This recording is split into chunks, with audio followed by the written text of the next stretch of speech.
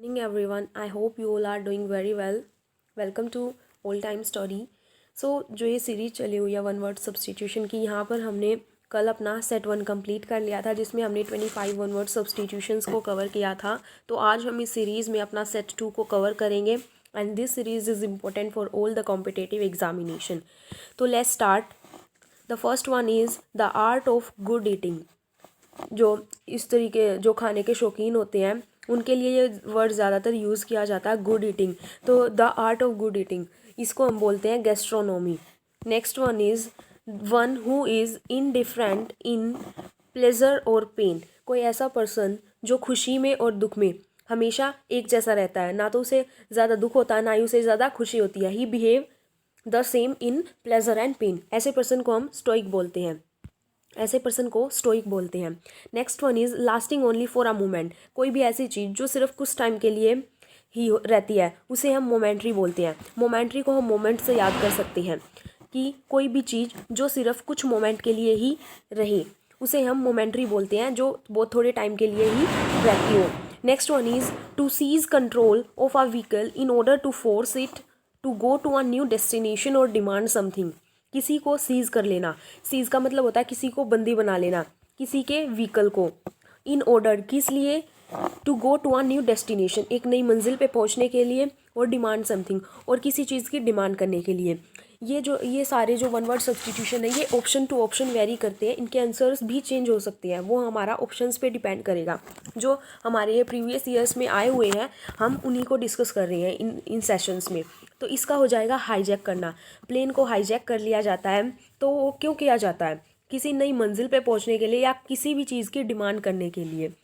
Next one is one who goes to settle in another country. I think इसे बताने की बिल्कुल ज़रूरत नहीं है, हमने कल कवर कर लिया था। एमिग्रेंट। एमिग्रेंट को हम एक्सपोर्ट से याद कर सकते हैं। एक्सपोर्ट का मतलब होता है जब कोई चीज़ हम एक्सपोर्ट करते हैं वो हमारी कंट्री से बाहर चली जाती है। तो एमिग्रेंट वे पर्सन होते हैं जो अपनी कंट्री से दूसरी कंट्री में सेटल होने के लिए चले जाते हैं। Next one is one who hates mankind. कोई ऐसा पर्सन जो मानव जाति से घृणा करता हो, ऐसे पर्सन को मिसेंथ्रोप कहते हैं। यहाँ पर एक रूट वर्ड देखेंगे हम, मिसेन। मिसेन का मतलब होता है हेट, और जो एंथ्रोप है, एंथ्रोप का मतलब होता है मैनकाइंड। मैनकाइंड मतलब जो मानव जाति है, तो उसे घृणा करने वाले व्यक्ति को हम क्या कहते हैं? उसे घृणा करने वाले व्यक्ति को हम मिसेंथ्रोप कहते हैं। Next one is belonging to all part of the universe. जो दुनिया के सभी पार्ट से बिलोंग करता हो उसे हम यूनिवर्सल कहते हैं। जिस तरीके से यूनिवर्स है, अब यूनिवर्स सभी कंट्रीज़ के लिए सेम है, ना तो कोई यूनिवर्स को बांट सकता है। तो इसी तरीके से यूनिवर्सल भी एक ऐसी चीज़ होती है जो जो वर्ल्ड है उसके सभी पार्ट्स में पाई जाती हो।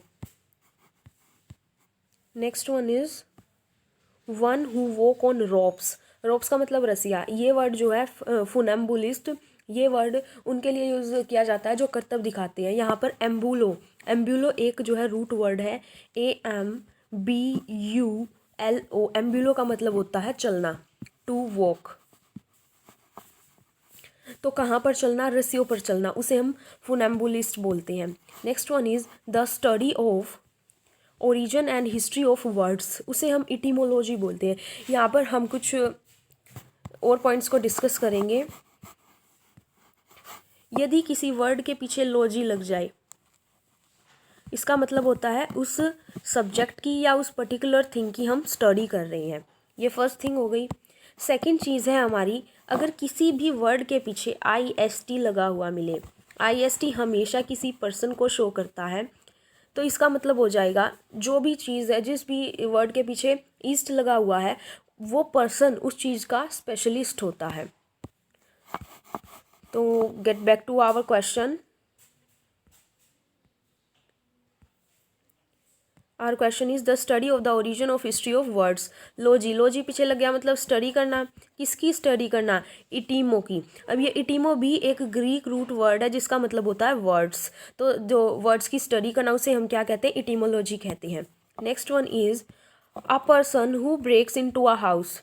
जो एक घर में घुस गया हो in order to steal, steal मतलब चोरी करने के लिए, तो उसे हम बर्गलर बोलते हैं, मतलब चोर, जो डकैत होते हैं। Next one is the study of map. Study of map को कार्टोग्राफी। और किसी भी वर्ड के पीछे वाई लग जाए, वाई का मतलब भी होता है कि उस चीज़ की स्टडी करना। तो यहाँ पे वाई का मतलब स्टडी करना। ग्राफ, ग्राफ का मतलब होता है जो हम मैप्स वगैरह यूज़ करते हैं, ये सारा हमारा ग्राफ। ग्राफ का मतलब ये हो गया। कार्टो का मतलब हमारा मैप्स होता है। Next one is tough tissues in joints. जो टफ टिश्यूज़ होते हैं जॉइंट्स में, हम सभी को पता है, साइंस का कॉन्सेप्ट है कि कोई भी दो हमारे जो टिश्यूज़ होते हैं उनको कौन ज्वाइन करता है, लिगामेंट्स ज्वाइन करते हैं। Next one is the first model of a new device. किसी भी डिवाइस का जो फर्स्ट न्यू मॉडल होता है उसे हम प्रोटोटाइप बोलते हैं। प्रोटो का मतलब ही फर्स्ट होता है, तो प्रोटो का मतलब फर्स्ट, फर्स्ट टाइप मतलब जो फर्स्ट मॉडल होता है किसी भी डिवाइस का। Next one is a building where an audience sits. एक ऐसी बिल्डिंग जहाँ पर ऑडियंस बैठी रहती है। ऑडियंस का मतलब जो सुनने वाले होते हैं, तो उसे ऑडिटोरियम बोलते हैं। Next one is that which last for a short time. कोई ऐसी चीज़ जो बहुत ही कम समय के लिए हो, वही आ गया मोमेंट्री। अब यहाँ पर देखो, इस जो ये वाला क्वेश्चन है, यहाँ पे हमें मोमेंट्री ना दे के ट्रांजिस्ट्री दे रखा है, ट्रांजिट्री। इसका मतलब भी मोमेंट्री के समान ही होता, बट वो डिपेंड करता है ऑप्शंस में कि जो एग्जामिनर है उसने ऑप्शन में क्या दिया, उसी के अकॉर्डिंग हम जो है उसको टिक आउट करेंगे। Next one is, I think यहाँ पर नंबर डालना भूल गए हैं, सो आज हमारे 51 तक कवर हो जाएंगे। Ready to believe anything. ऐसा पर्सन जो किसी भी चीज़ पे बहुत आसानी से बिलीव कर लेता है उसे हम क्रेड्यूलस बोलते हैं। इसको हम एक वर्ड से याद कर सकते हैं, कोरिलेट करके, क्रेडिट। हम किसी को क्रेडिट देते हैं, कुछ क्रेडिट, अपना क्रेडिट कार्ड दे रहे हैं, मतलब ये मान लीजिए, तो हम उसे अपना क्रेडिट कार्ड बहुत ही भरोसे के साथ देते हैं। तो इसीलिए जो भी किसी के ऊपर आसानी से बिलीव कर सके उसे हम क्रेड्यूलस बोल सकते हैं। Next one is a 4-footed animal. कोई ऐसा एनिमल जिसके 4-footed हो, मतलब नीचे से 4 वो हो या 4 लेग्स वाला हो, इसको हम क्वाड्रप्ट बोलते हैं। क्वाड्रप्ट, क्वा को ले लो यहाँ पर, क्वाड्रेंट। क्वाड्रेंट का मतलब ही होता है किसी भी कोई भी चीज़ है उसका जो है 4th पार्ट होना। तो क्वाड्रेंट से आप इजीली इसे को रिलेट करके लर्न कर सकते हो।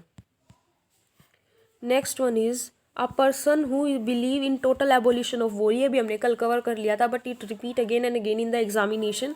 सो जो एक ऐसा पर्सन जो पूरी तरीके से वॉर का खिलाफ है, वॉर के खिलाफ है, वो बिल्कुल भी लड़ाई झगड़ा नहीं चाहता, वो पैसिफिस्ट होता है, मतलब शांति प्रिय व्यक्ति। Next one is constant effort to achieve something. किसी चीज़ को अचीव करने के लिए लगातार कोशिश करते रहना, उसे हम परसेवरेंस बोलते हैं। तो हमें ये हमारे लिए भी लागू होता है, हमें हमेशा परसेवरेंस रहना चाहिए। अगर हम किसी एक एग्ज़ाम में फ़ेल हो जाते हैं तो हमें बिल्कुल भी निराश नहीं होना चाहिए और कॉन्स्टेंट एफर्ट्स के साथ लाइफ में आगे बढ़ते रहना चाहिए। Next one is one who collect coins. कोई ऐसा पर्सन जो कॉइन्स के बारे में स्टडी करता हो या उन्हें कलेक्ट करना हो। ये इतिहासकारों के लिए ज़्यादा वर्ड यूज़ होता है। जैसे कोई भी इतिहासकार है, वो पहले के टाइम को पता लगाने के लिए उसे उनके कॉइन्स को ढूंढता है, स्कल्पचर्स को ढूंढता है, इसे हम न्यूमिस्मैटिस्ट बोलते हैं। देखो पीछे IST लगा, IST मैंने बोला था किसी पर्सन को शो करता है। न्यूमिस्मैटिस्ट एक ऐसा पर्सन जो कॉइन्स के बारे में स्टडी करता हो या उन्हें कलेक्ट करता हो। Next one is a system of government in which only one political party is allowed to function। Government का ऐसा टाइप जहाँ पर सिर्फ एक ही पॉलिटिकल पार्टी को जो है फंक्शन करने की इजाज़त होती है। बहुत सारी कंट्रीज़ में आज के टाइम पे भी ऐसा है, तो इसे हम बोलते हैं totalitarianism. Totalitarianism, totalitarianism. Next one is customs and habit of a particular group. कोई भी ये वो है, सभी के रीति रिवाज अलग होते हैं। अब उन रीति रिवाजों के लिए एक वर्ड यूज़ किया जाता है, उसे मोर्स बोलते हैं कि इस कंट्री के ये मोर्स हैं। तो हम यहाँ पे कस्टम्स की जगह एक न्यू वर्ड सीख लिया हमने, morse. Next one is a body of persons appointed to here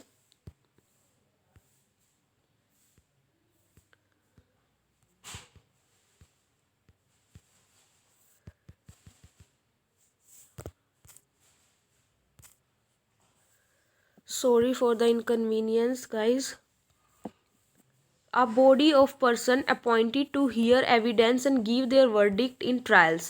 एक पर्सन, कुछ पर्सन्स का एक ग्रुप बना दिया जाता है।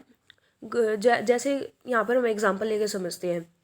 मान लीजिए कोर्ट में कोई जो गवर्नमेंट का कोई, हम आज के सिनारियो में ये एग्जांपल ले लेते हैं किसान बिल का। जिस तरीके से किसान बिल पर विरोध हो रहा है, तो ये जो मामला है सुप्रीम कोर्ट के पास चला गया और सुप्रीम कोर्ट ने एक 4 पर्सन्स की एक बॉडी को बनाया है अब कि आप सब इसकी पूरी जांच कीजिए और उसके बाद उनके एविडेंस को सुना जाएगा और अपनी वर्डिक्ट दी जाएगी ट्रायल्स में। तो उसे क्या बोलते हैं? उसे ज्यूरी बोलते हैं। Next one who is beyond reforms. एक ऐसा पर्सन, कोई भी हो सकता है ये, जिसमें कोई चेंजमेंट ही नहीं की जा सकती। ज़रूरी नहीं है ये पर्सन के बारे में यूज़ हो, किसी चीज़ के बारे में भी यूज़ किया जा सकता है जिसमें कोई चेंजमेंट नहीं हो सकती, उसे हम इनकोरिजिबल बोलते हैं। इसको हम याद कर सकते हैं, कोरिजिबल कोरेक्ट। जिसे कोरेक्ट किया जा सके वो कोरिजिबल होता है और जिसे कोरेक्ट नहीं किया जा सके उसे हम इनकोरिजिबल बोलते हैं। Next one is science of disease.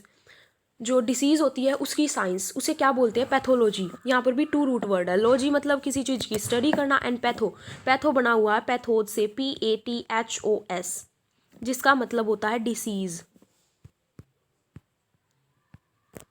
तो पैथोज डिसीज़, लॉजी मतलब स्टडी, तो डिसीज़ की स्टडी करना क्या कहलाता है? पैथोलॉजी कहलाता है।